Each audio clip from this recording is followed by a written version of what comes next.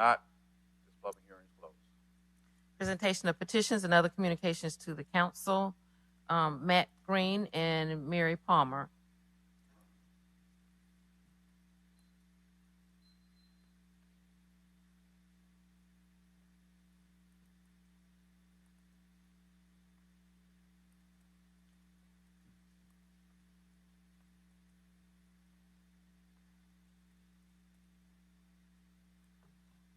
My name is Mary Palmer, 4209 Aldebaran Way, Mobile, Alabama, and I'd like to talk to you a little bit about the Boyington Oak.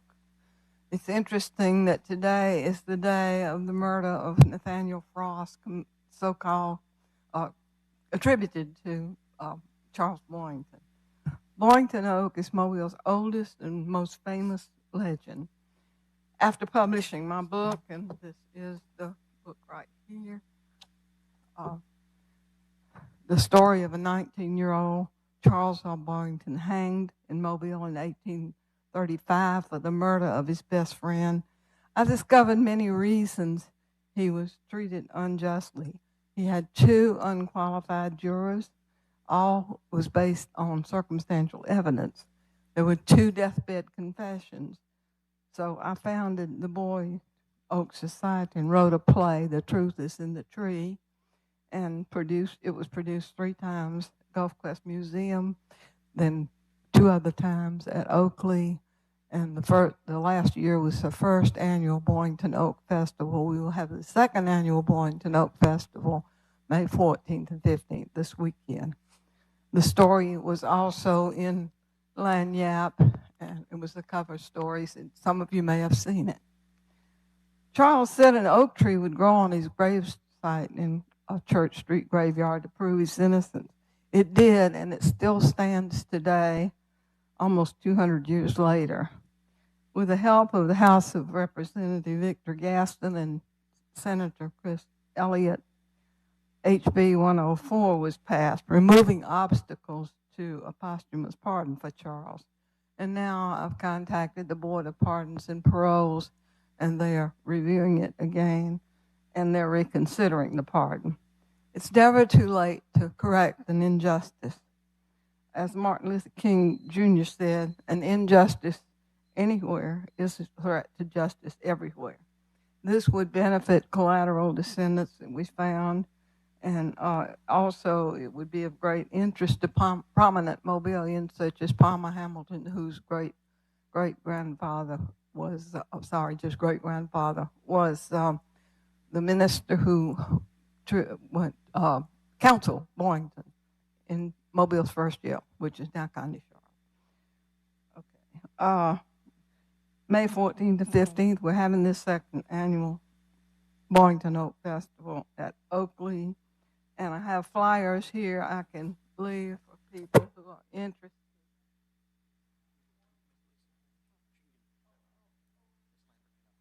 Thank you very much. I didn't know how to distribute them. Okay. We've gotten about 100 signatures asking for this pardon, and we've gotten several grants from different sources, so we're hoping that this will be an annual event. We have Dr. Thomas Rowell directing it. All right, thank you so much, Ms. Palmer. Is it possible that you can also send that to our city clerk office through a PDF also that we can share? I appreciate you so much. Okay. May it please the council, Mr. President, thank you all so much for having us. Today is actually the 188th anniversary of the murder of Nathaniel Frost. 100 years ago, any school child or person that lived in Mobile knew the story of Mobile's probably the most notorious killings here in the city. It happened right down the street at Church Street Graveyard. A young man by the name of Nathaniel Frost was found brutally murdered under a chickapin tree. His roommate, who took care of him, was soon found to be a suspect. He fled the city, was captured north in Claiborne, about 100 miles away. He was brought back here for a quick trial. The trial was perhaps too quick. He was brought in shackles and put in the city jail at the County Charlotte house. He was shackled there until his trial. He did not have very good representation, but he did have representation. There was a significant rush to judgment among the time. But what perhaps doomed the fate of Charles R.S. Boyington was the fact that there were three things, really. His conviction was largely based upon circumstantial evidence, and probably two of the most important things that doomed him in the eyes of the public. He was from Connecticut in 1834, and also he was an atheist. And in the time leading up to the trial, the media at the time really whipped up public sentiment against Boyington. The evidence was scant at the trial. At the time, it was initial appearance before the preliminary hearing. The trial judge was called to remark, or said to remark, that the evidence was scant. He couldn't see how their conviction could be had. Nevertheless, the state moved forward with the prosecution, and many of his defense witnesses were beyond the jurisdiction of the court, surprisingly, when court came to trial. There were two jurors who served on the grand jury that were argued to be incompetent. One was an alien, non-U.S. citizen, was I think from Britain, and the other grand juror was said to have remarked and proclaimed Boyington's guilt before any evidence was heard. So those were two appeals. Ultimately, he was convicted. The Alabama Supreme Court, on appeal, in a 2-to-1 verdict, sustained the conviction. He was shortly brought to trial. He was shortly brought to execution. He was marched all the way out to the time they called it Buzzard's Roost, which is now in Washington Square. It was a carnival-like setting. Thousands of people were in the street. The hanging was botched. He tried to jump off the scaffolding. The militia grabbed him, threw him, wrapped the noose around his head, and the hanging failed. Several other people jumped and pulled on him, and it took nearly 30 minutes to execute him. It was a botched, and it was probably one of the worst executions the city has ever seen. Subsequent to his conviction, 12 years later, there was a deathbed confession from a third party. And there was another confession after that.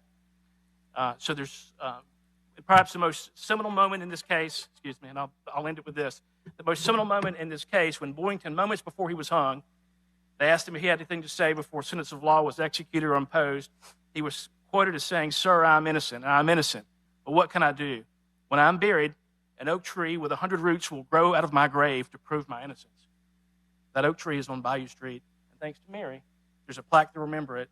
And this Saturday, they will do a reenactment of it. And it's probably one of the most interesting stories of Mobile history that I think it's lots of lessons to be learned from it. But many people have forgotten, and I hope y'all won't. Thank you. Mr. President. Yes, Mr. Jones. Yeah, just Matt and Mary, thank y'all for coming down. What I wouldn't say a cool part of Mobile history, but all history is really neat. And that is a very interesting story. I look forward to seeing y'all this weekend, and I hope all of you here will invite others to go attend and learn more about this. Thank y'all for coming and presenting. Marvin Lewis.